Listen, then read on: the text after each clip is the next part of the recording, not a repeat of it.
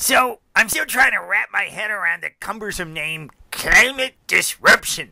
But then when I think about it, lots of nonviolent movements have lots of lame names.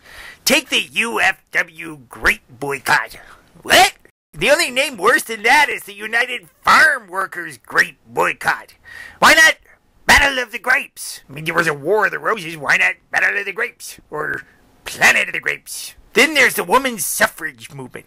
God, that sounds horrible. But it was really about voting.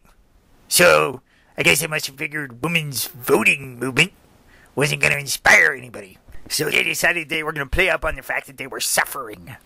Why didn't they just call it the, damn, this is hard movement? Same with the civil rights movement. I mean, it's a boring name. I mean, that should have been something like the Black people have had quite enough already movement. And then, there's the abolitionist movement.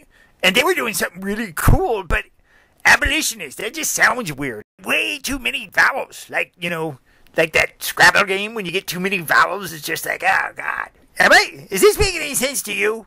The Tea Party took their name from a good cause and gave it to a bullshit cause. I mean, the Boston Tea Party was cool. So they took something really cool and turned it into something really not.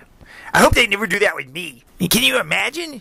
Pete the Pissed Off Polar Bear, tidy whitey underwear.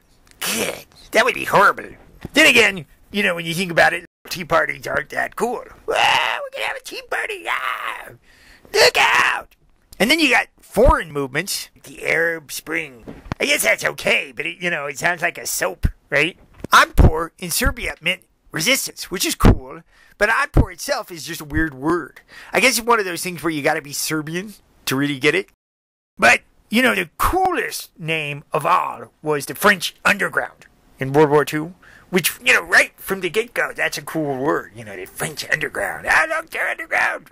Oh, they're French, And then, you add on top of that, the French word for it was actually les résistances.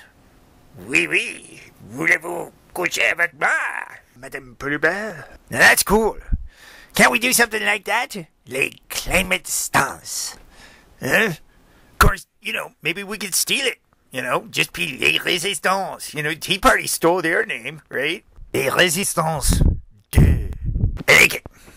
I don't think it'll catch on, but I like it.